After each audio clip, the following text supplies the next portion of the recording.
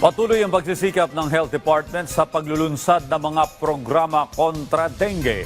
At bagamat patuloy ang alalahanin ng publiko, ayon sa kagawaran, bumababa na ng ilang porsyento ang naitala nila na kaso mula sa mga nakaraang linggo. Si Vien Manalo sa detalye.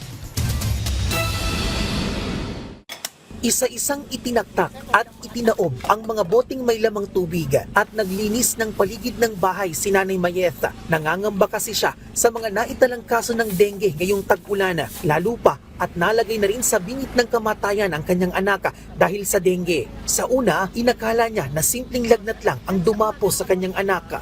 Doon po ako kinilabutan na yung pala ang anak ko'y mamamatay na hindi ko alam. Dahil ang kanya ang tumulo sa dugo ay sa ilong niya ay itim na. Kaya pinadala ho agad sa akin ng barangay sa Quezon City General. Ayun nga po, severe na yung dengue niya. Kaya todo ingat na ang kanyang ginagawa para sa kaligtasan ng kanyang maliliit na apo. Ang amin hong inaano, yung mga parang hong nalalagyan ng tubig ulan, yun hong talagang dapat tanggalin. Lalo na sa mga bahay na yung mga matagal ng tubig na dapat talaga ho yun itinataob.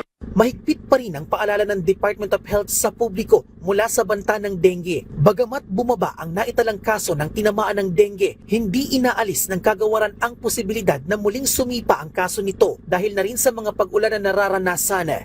Sa datos ng DOH, bumaba ng 12% ang dengue cases sa buong bansa sa nakalipas na mahigit 10 linggo. Kaya ang Health Department patuloy sa pagpapaigting ng vector control kontra dengue. Kabilang na ang kanilang kampanya na taob, taktak, tuyo, takip at alas 4 kontra mosquito. Yun pong kampanya para paalalahanan ng ating mga kababayan na magsuot ng long sleeves or ng pantalon at saka ng mga insect repellent lotions or sprays para hindi makagat ng lamok, gumamit na rin ng kulambo. At para paalalahanan ang mga nakakaramdam ng may lagnat na mataas ang temperatura, 40 degrees pataas, o kaya mga pananakit ng ulo at pananakit ng tiyan na kumonsulta ng maaga para maagapan. Madalas umapaw ang tubig sa creek na ito dito sa Barangay Tandang Sora sa Quezon City kung malakas ang ulan na umaabot pa hanggang doon malapit sa mga kabahayan. Kaya ang mga residente nangangamba na baka pamugaran ito ng mga lamok na may dalang nakamamatay na dengue.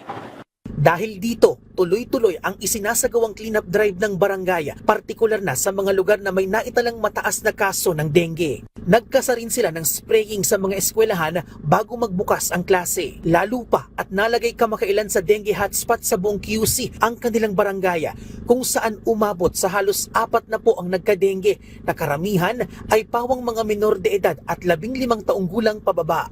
Every Saturday, bumababa kami sa creek, yung mga street sweeper, para kuhain yung lahat ng mga plastic. Sana po ay i-maintain niyo po yung kalinisan sa atin po mula sa ating tahanan. Kailangan po tayo ay maglinis at i-maintain natin yung dapat na maging malinis para hindi pamugaran ng mga lamok para makaiwas dengue po sa atin sa komunidad.